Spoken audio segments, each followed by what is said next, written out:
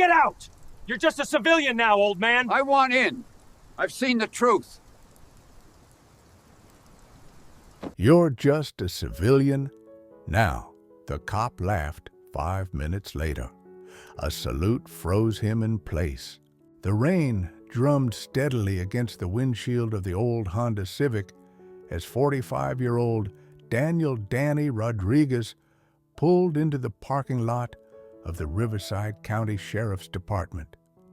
His hands gripped the steering wheel tighter than necessary, knuckles white with tension that had nothing to do with the storm outside.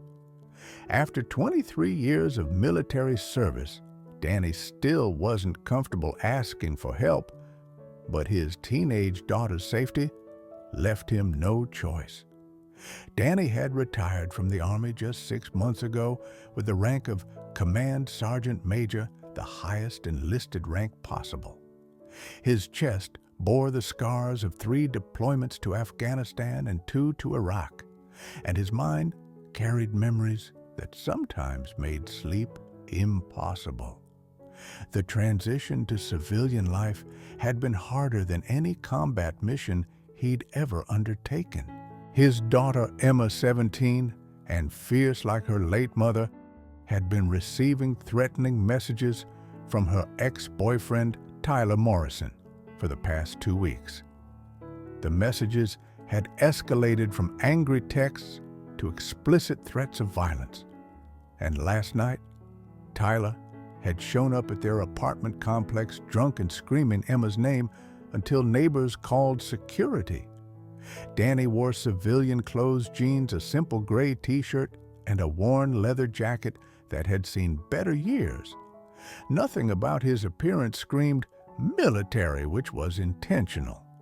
He had learned that some people treated veterans differently once they knew about their service, and not always in a good way.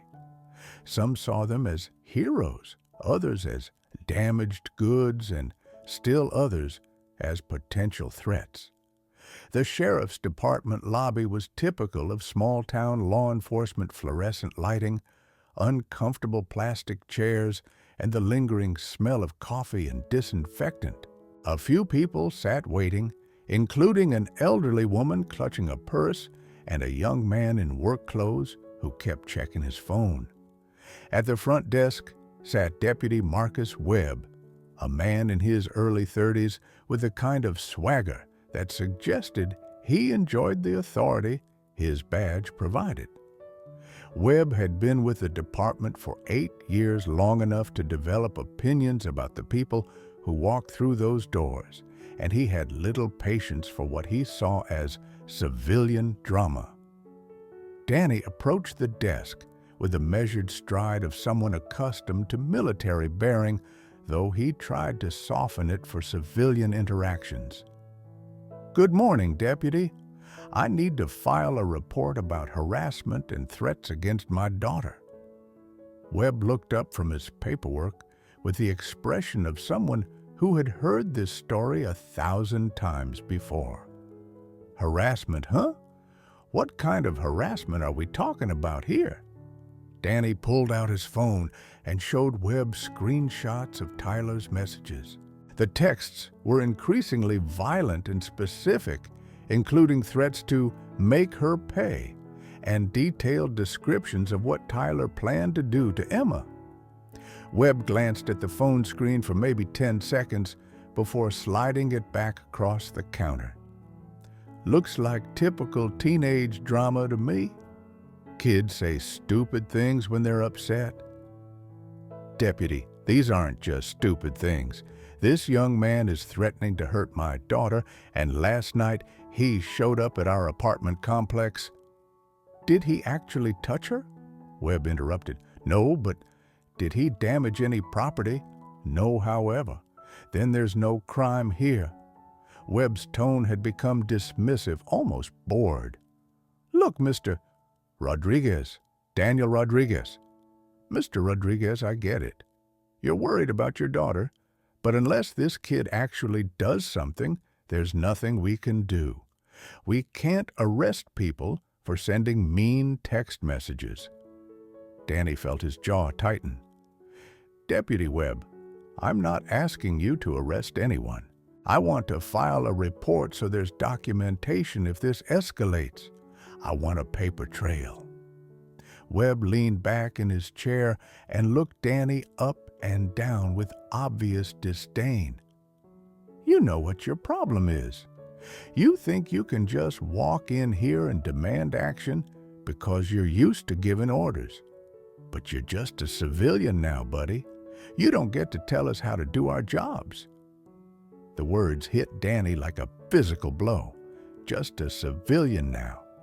As if his 23 years of service, his sacrifices, his dedication to protecting others had been erased the moment he took off the uniform. Danny's military training kicked in the discipline that had been drilled into him over more than 2 decades of service. He didn't raise his voice, didn't clench his fists, didn't let his anger show on his face. Instead, he spoke with the quiet authority of someone who had commanded soldiers in combat. Deputy, I'm not trying to tell you how to do your job. I'm asking you to do your job. My daughter is being threatened, and I want that documented. Webb laughed, actually laughed at Danny's measured response. Documented? What are you, some kind of lawyer now? Look, why don't you go home and tell your daughter to block the kid's number? Problem solved. What Webb didn't know was that Danny Rodriguez wasn't just any retired soldier. He wasn't even just any command sergeant major. Danny Rodriguez was a recipient of the Distinguished Service Cross, the nation's second highest military decoration, earned during a firefight in Kandahar, where he had saved the lives of 12 soldiers while wounded and under heavy enemy fire. More importantly, Webb didn't know that Sheriff Patricia Morrison, Tyler's aunt, and the elected sheriff of Riverside County was about to walk through the front door of her own department. Sheriff Patricia Morrison had been having a difficult morning even before she arrived at her department headquarters. The call from her sister about Tyler's behavior had kept her awake most of the night, wrestling with the conflict between her family loyalty and her professional obligations. Tyler Morrison was her nephew, her late brother's son, and she had watched him spiral downward since his father's death in a car accident 2 years ago. Patricia had become sheriff through a combination of 25 years of law enforcement experience and a genuine commitment to community policing. She was respected by her officers and trusted by the community, but family situations always complicated things. Tyler's mother, Patricia's sister Linda, had been calling her for weeks, asking her to talk to the boy and help him get his life together. What Linda hadn't told Patricia was the extent of Tyler's harassment of his ex-girlfriend. She had mentioned that Tyler was having a hard time with the breakup, but she had minimized the threatening messages and the escalating behavior that had brought Danny Rodriguez to the sheriff's department that morning. As Patricia entered the lobby, she immediately noticed the tension at the front desk. Deputy Webb was leaning back in his chair with a smirk on his face, while a middle-aged Hispanic man stood at the counter with the rigid posture of someone fighting to maintain control.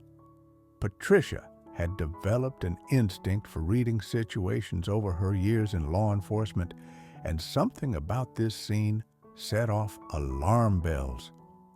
She approached the desk just as Webb was delivering his dismissive comment about the man being just a civilian now. "Deputy Webb," Patricia said, her voice carrying the authority of command, "what's the situation here?" Webb straightened slightly in his chair, though his arrogant demeanor remained. "Just handling some civilian drama, Sheriff. This guy wants us to arrest his daughter's ex-boyfriend for sending text messages." Patricia looked at Danny Rodriguez more carefully, There was something about his bearing, the way he held himself, that suggested military background. She had worked with enough veterans over the years to recognize the signs.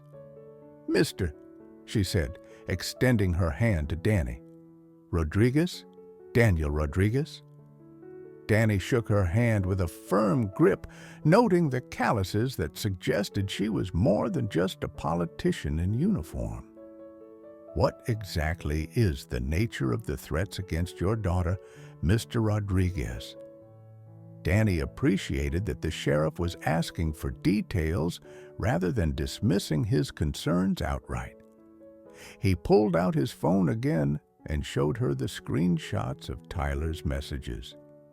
Patricia's expression grew increasingly serious as she read through the texts. These weren't typical teenage breakup drama. They were specific, escalating threats that showed a pattern of increasing violence and obsession. Deputy Webb, Patricia, said, her voice taking on an edge, "These messages constitute criminal harassment at minimum and possibly terroristic threatening. Why haven't you taken a report?" Webb shifted uncomfortably. "Sheriff, it's just kids being dramatic. No actual crime has been committed." "No actual crime." Patricia's voice rose slightly. "Deputy, have you read the penal code recently? Harassment, stalking, and terroristic threatening are all crimes in this state." She turned back to Danny. "Mr. Rodriguez, I apologize for Deputy Webb's dismissive attitude. We will absolutely take a full report, and I want to assure you that we take these threats seriously." Danny felt a mixture of relief and vindication. Finally, someone was listening to his concerns and treating them with the seriousness they deserved. "Thank you, Sheriff. I just want my daughter to be safe." Patricia nodded, then paused as something clicked in her mind. "Mr. Rodriguez, may I ask about your military background? Your bearing suggests you've served." 23 years Army. Retired as Command Sergeant Major 6 months ago." Webb snorted from behind the desk. "So what? That doesn't make him special. He's just a civilian now like everyone else." Patricia's expression hardened as she looked at her deputy. "Deputy Webb, I want to see you in my office immediately after we finish with Mr. Rodriguez." She turned back to Danny. "Command Sergeant Major Rodriguez, thank you for your service. Let's get this report filed properly, and then we'll discuss what steps we can take to ensure your daughter's safety."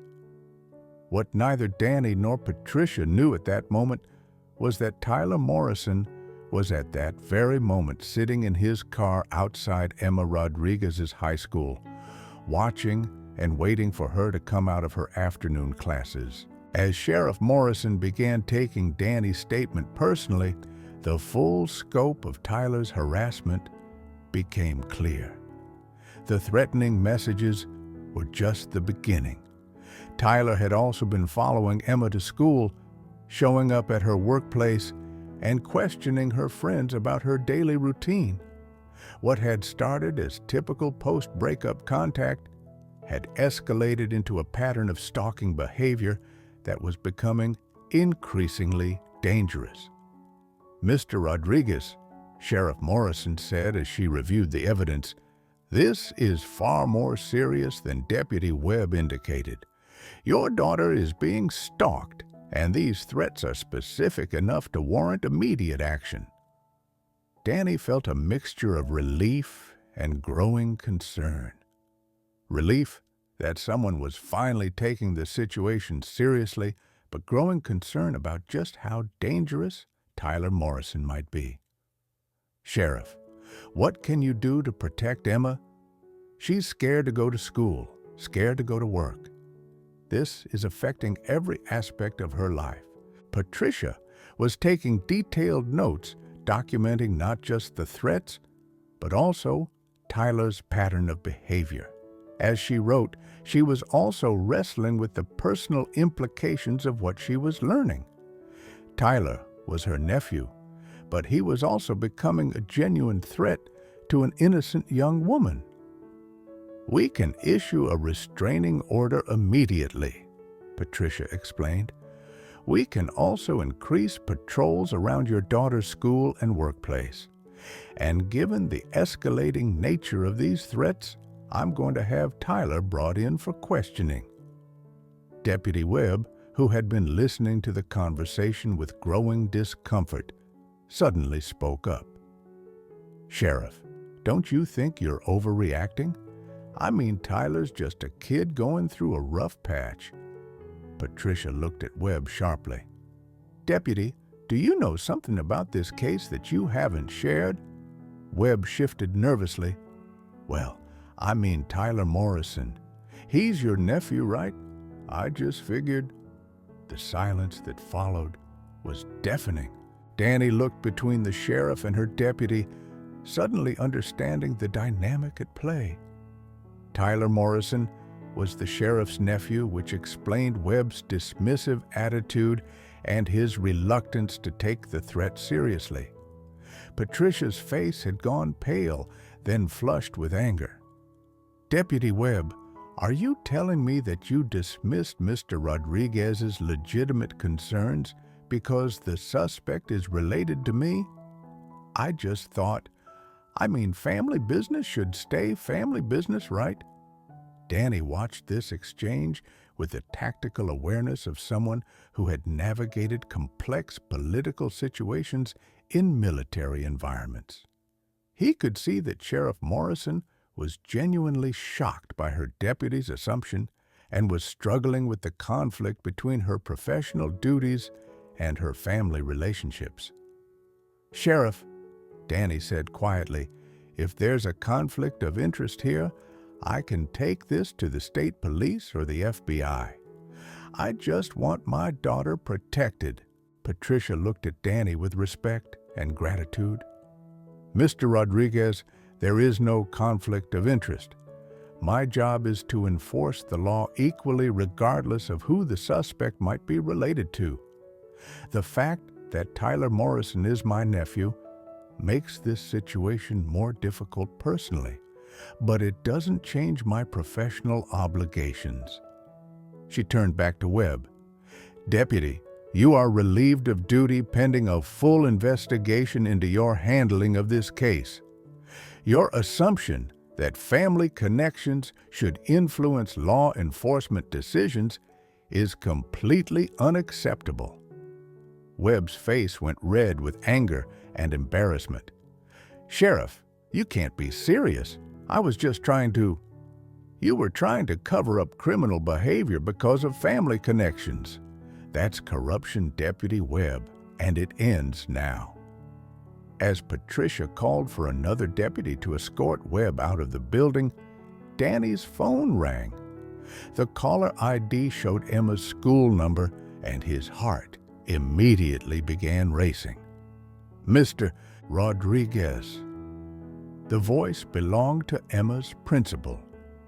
"I'm calling because Emma asked me to contact you. She says there's a young man in the parking lot who's been watching the school, and she's afraid to leave the building." Danny's military training kicked in immediately. "Keep her inside. Don't let her leave the building under any circumstances. I'm on my way." He hung up and looked at Sheriff Morrison. "Tyler's at Emma's school right now." Patricia was already reaching for her radio. "All units, we have a possible stalking situation at Riverside High School. Suspect is Tyler Morrison, white male, age 19.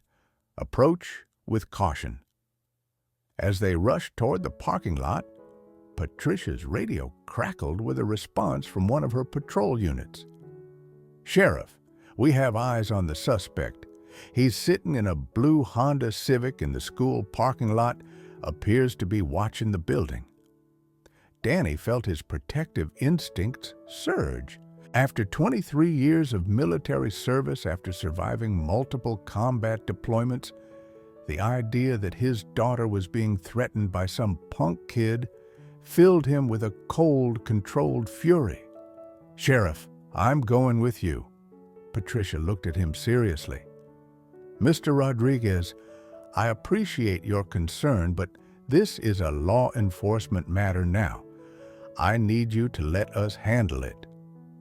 "With respect, Sheriff, that's my daughter. He's threatening. I'm going." As they drove toward the high school, neither Danny nor Patricia knew that Tyler Morrison had just gotten out of his car and was walking toward the school's main entrance. The scene at Riverside High School was tense, but controlled when Sheriff Morrison and Danny arrived.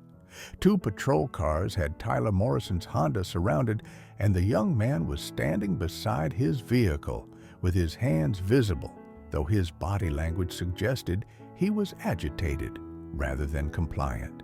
Tyler Morrison was 19 years old, tall and thin, with the kind of nervous energy that suggested drug use or severe emotional instability.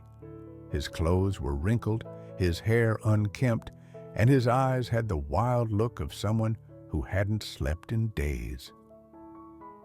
"Tyler Morrison," Sheriff Morrison called out as she approached, her weapon holstered but her hand resting on it. "I'm Sheriff Morrison. I need you to keep your hands where I can see them." Tyler's eyes widened when he saw his aunt in uniform. "Aunt Pat, what are you doing here? I'm not doing anything wrong. I'm just trying to talk to Emma." "Tyler, you're violating a restraining order that was issued this morning. You need to step away from the school and come with us." Danny stood slightly behind the sheriff, every muscle in his body coiled with tension.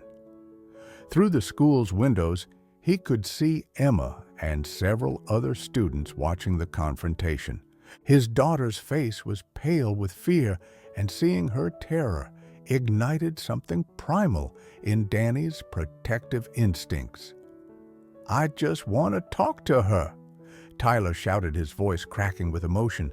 "She won't answer my calls. She won't text me back. I just need 5 minutes to explain." "Tyler," Patricia said, her voice mixing authority with family concern, "the young lady doesn't want to talk to you. You need to respect that and move on." "You don't understand." Tyler's agitation was increasing. "She's everything to me. Without her, I have nothing. Nothing." Danny stepped forward slightly, his military bearing evident despite his civilian clothes. "Son, I understand you're hurting, but threatening my daughter isn't going to solve your problems." Tyler's attention snapped to Danny, and his expression shifted from desperation to anger. This is all your fault. You turned her against me. You told her lies about me." "I've never even met you before today," Danny said calmly. "Emma made her own decision to end your relationship. You need to respect that." "Respect?" Tyler laughed bitterly. "What would you know about respect? You're nobody. You're just some old man who thinks he can tell me what to do." Deputy Webb, who had been watching from a distance despite being relieved of duty, chose that moment to approach the scene. His anger at being humiliated earlier had been building, and he saw an opportunity to reassert himself. "Yeah, Tyler's right," Webb called out. "Rodriguez here thinks he's special because he used to be in the Army, but he's just a civilian now, just like everyone else." Sheriff Morrison spun around, her face flushed with anger. "Deputy Webb, I ordered you to leave the premises. You are not authorized to be here." But Webb's comment had an unexpected effect on Tyler. The young man's desperation and anger suddenly focused on Danny as the source of all his problems. "Army," Tyler's voice took on a mocking tone. "Oh, so you think you're some kind of hero? You think that makes you better than me?" Danny remained calm, his hands visible and non-threatening. "I don't think I'm better than anyone. I just want my daughter to be safe." Safe from me. Tyler's voice was rising to a shout. I would never hurt Emma. I love her. But you poisoned her mind against me. The situation was escalating rapidly. Tyler was becoming increasingly agitated, and Danny could see that the young man was on the edge of doing something violent and stupid. Tyler, Sheriff Morrison said firmly, you need to calm down and come with us. We can sort this out at the station. No. Tyler suddenly reached into his jacket pocket, and every law enforcement officer on the scene immediately drew their weapons. Hands! Show me your hands! Multiple voices shouted simultaneously. Tyler froze his hand still in his pocket, his eyes wide with sudden realization of how serious the situation had become. Danny, drawing on decades of military experience in high-stress situations, stepped forward with his hands clearly visible. Tyler, whatever you're thinking about doing, it's not worth it. You're 19 years old. You have your whole life ahead of you. Don't throw it away over a teenage relationship. You don't understand, Tyler said, tears now streaming down his face. She was all I had. Without her, I'm nothing. It was at that moment that a black SUV pulled into the school parking lot, and Danny's world changed forever. The black SUV that pulled into the Riverside High School parking lot bore official government plates and the distinctive markings of a military staff vehicle. As it came to a stop, two figures emerged: a woman in army dress uniform with the rank insignia of a full colonel, and a man in a business suit who moved with the purposeful stride of someone accustomed to authority. Colonel Sarah Mitchell was the commanding officer of the nearby Fort Carson Army Base, and she had driven to Riverside specifically to find Danny Rodriguez. The man in the suit was James Patterson, a representative from the Department of Defense, who had been trying to reach Danny for the past week. Danny's attention was momentarily diverted from the tense standoff with Tyler Morrison as he recognized Colonel Mitchell. He had served under her command during his final deployment to Afghanistan, and she had been the one to recommend him for the Distinguished Service Cross. Command Sergeant Major Rodriguez, Colonel Mitchell called out as she approached the scene, her voice carrying the authority of rank and the warmth of genuine respect. The effect on the assembled law enforcement officers was immediate and dramatic. Sheriff Morrison, who had been focused on de-escalating the situation with her nephew, suddenly realized that the civilian she had been working with was not just any retired soldier. Colonel Mitchell, Danny responded automatically, coming to a position of attention despite the civilian clothes and the ongoing crisis. Tyler Morrison, still standing with his hand in his jacket pocket, while multiple officers kept their weapons trained on him, looked confused by this new development. What? Who are these people? Colonel Mitchell surveyed the scene, quickly taking in the tactical situation with the practiced eye of a combat veteran. Sergeant Major, I apologize for the timing, but we've been trying to reach you. There's been a development regarding your Distinguished Service Cross citation. Deputy Webb, who had been watching from the sidelines, suddenly felt the ground shift beneath his feet. Distinguished Service Cross. That was the nation's second highest military decoration, awarded only for extraordinary heroism in combat. Sheriff Morrison looked at Danny with new understanding. Mr. Rodriguez, you didn't mention that you were a decorated combat veteran. It didn't seem relevant to my daughter's safety, Danny replied, his eyes still focused on Tyler Morrison, who remained frozen in place. James Patterson stepped forward, pulling out an official-looking document. Command Sergeant Major Rodriguez, I'm here on behalf of the Secretary of Defense. Your Distinguished Service Cross is being upgraded to the Medal of Honor based on new testimony from the soldiers you saved in Kandahar." The words hung in the air like a thunderclap. Medal of Honor, the nation's highest military decoration awarded for conspicuous gallantry and intrepidity at the risk of life above and beyond the call of duty. Colonel Mitchell's voice carried across the parking lot as she continued. "Sergeant Major Rodriguez, on behalf of the United States Army and the grateful nation you served, I want to thank you for your extraordinary service and sacrifice." She then did something that transformed the entire dynamic of the situation. Colonel Mitchell came to attention and rendered a perfect military salute to Danny Rodriguez. The effect was instantaneous and profound.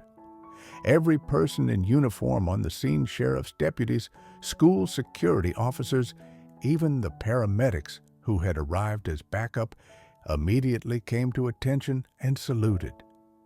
Sheriff Morrison, despite being a civilian law enforcement officer, stood straighter and rendered her own respectful salute.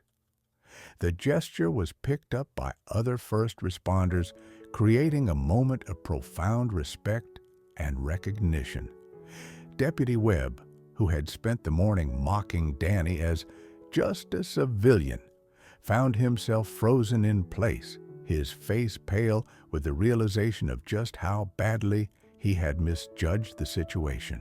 Tyler Morrison, still standing with officers' weapons trained on him, looked around in confusion and growing fear. The focus of attention had shifted completely away from him, and he was beginning to understand that he had been threatening the daughter of a genuine American hero.